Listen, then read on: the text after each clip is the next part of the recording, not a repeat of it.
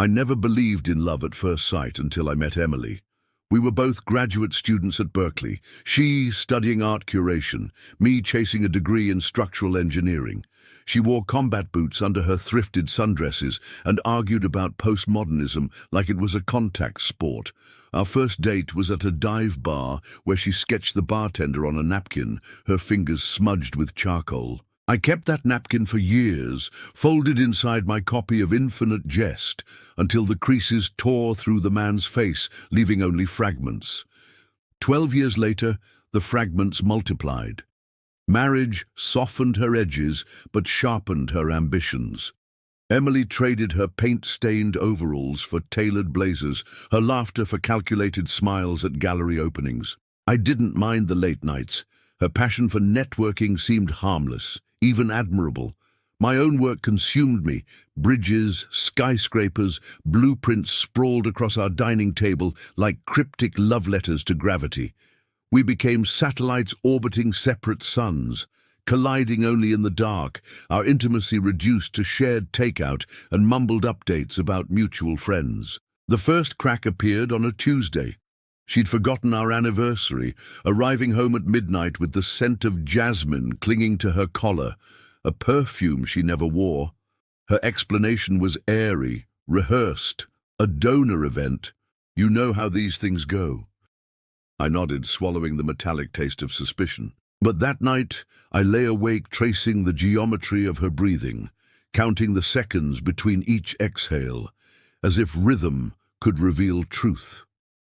Over the next month, the clues piled up like unread receipts. A charge for a boutique hotel in Carmel by the Sea, lipstick stains on her coffee thermos, a shade of crimson too bold for boardroom meetings. Once while she showered, her phone buzzed with a notification. Don't forget the necklace tonight. The message vanished before I could unlock the screen. I became an archaeologist of my own demise. Her laptop, left open on the couch one evening, glowed like a shrine. I hesitated, a lifetime of trust warring with the animal need to know, before clicking into a folder labeled Client Proposals. Nestled among PDFs of gallery layouts were photos. Emily, bare-shouldered in a silk robe I didn't recognize, laughing against a hotel balcony. A man's hand, gold Rolex glinting, resting on her thigh. The timestamp, our wedding anniversary. I memorized the Rolex's serial number. The next day, I called in sick and drove to the hotel. The clerk, a pimpled kid with a name tag reading Tyler, recognized her from the photo. Oh yeah, Mr. and Mrs. Van Horn are here every month. Suite 12. His smirk curdled my blood. A quick search revealed Richard Van Horn, real estate mogul, patron of the arts, collector of vintage cars and mistresses half his age. His Instagram flaunted a wife in tennis whites and twin daughters at Yale. I began documenting everything, security footage of Emily entering his apartment building, receipts for gifts she'd hidden in her office, a Cartier bracelet, lingerie from Agent Provocateur. I even tailed them to Napa, watching through binoculars as they fed each other oysters at a vineyard, her laughter carrying across the valley like birdsong. The final betrayal arrived via cloud storage. She'd synced her phone to our shared account unaware. Videos autoplayed in a grotesque slideshow, Emily arching under him in a room I'd never seen, her nails raking his back. Close-ups of handwritten notes, "You're my masterpiece," scrawled in his blocky capitals. The worst wasn't the sex. It was her smile afterward, lazy and sated, the same smile she'd once reserved for our lazy Sundays. That night, I sat in the garage, rain drumming the roof like a deranged heartbeat. Her keys jingled at 2 a.m., heels clicking toward the kitchen. She didn't check on me, didn't call my name, just hummed a Taylor Swift song as she poured wine, the sound floating through the house like a ghost. I waited until her breathing deepened in sleep before entering the bedroom. Moonlight carved her face into a stranger's. For a moment I considered shaking her awake, demanding answers. But rage had crystallized into something colder, sharper. Revenge, I realized, wouldn't be a bomb. It would be a slow leak, invisible until the pressure tore everything apart.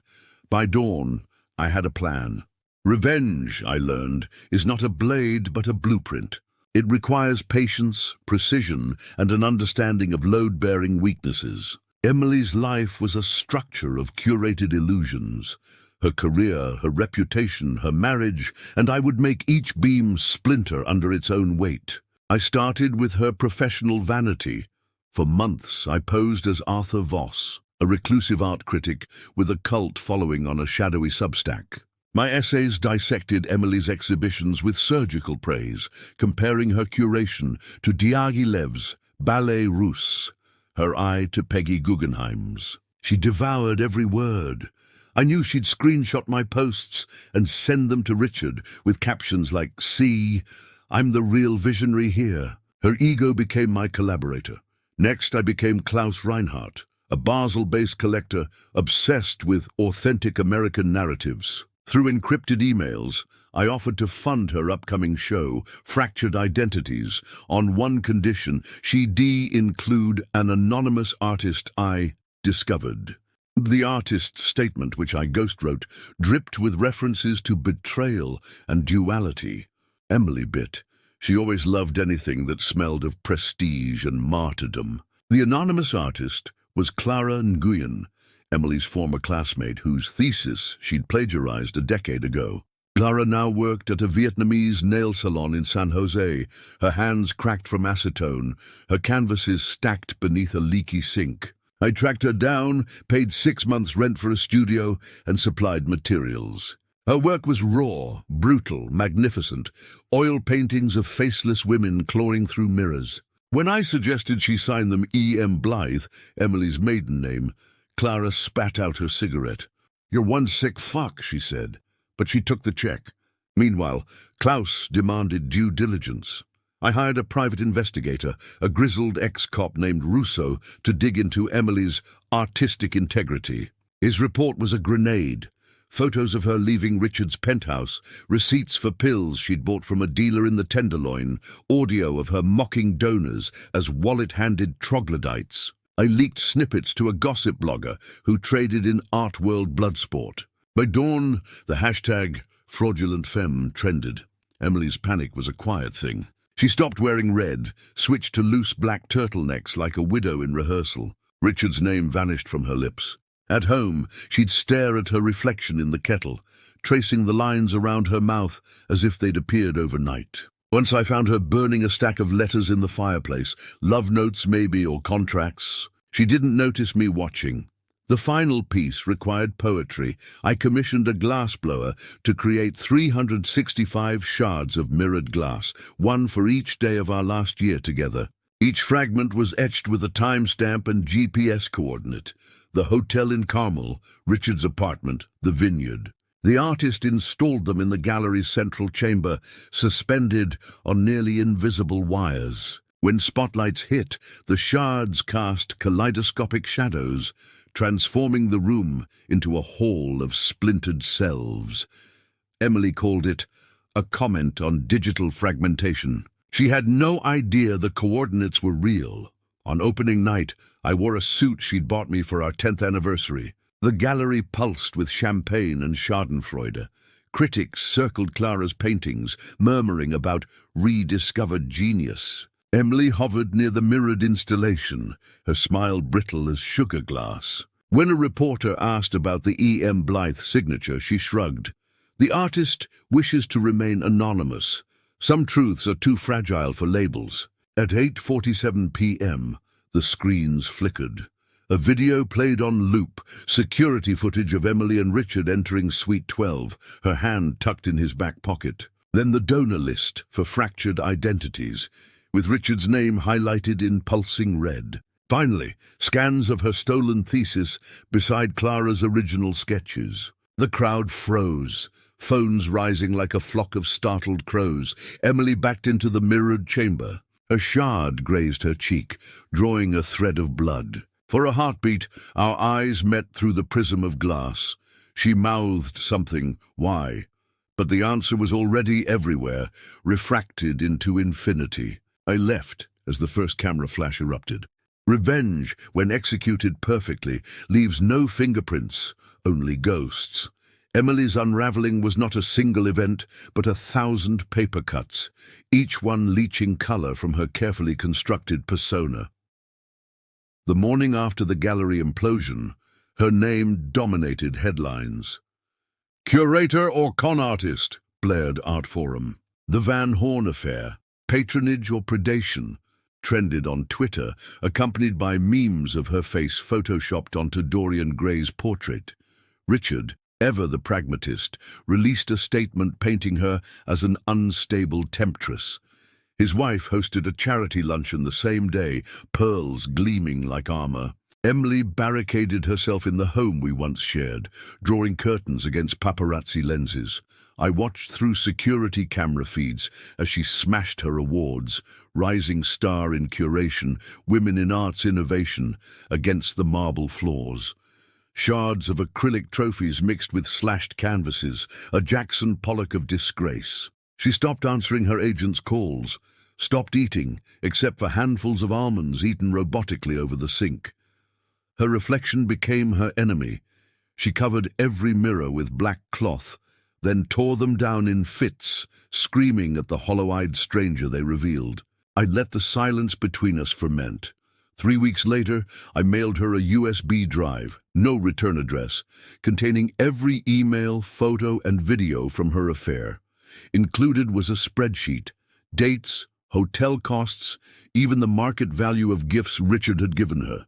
Tax evasion, the IRS would call it. She'd know it as annihilation. Her lawyer called it extortion. I called it arithmetic. The final blow arrived in winter. Snow dusted the city as Emily's bankruptcy hearing loomed. She'd sold the penthouse, the Cartier pieces, even her vintage Chanel suits to pay legal fees. What remained fit into 2 suitcases. I found her at dawn in Golden Gate Park, sitting on our old bench near the Dutch windmill.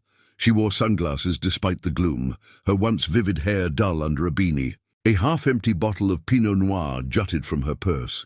She didn't recognize me until I placed the envelope beside her.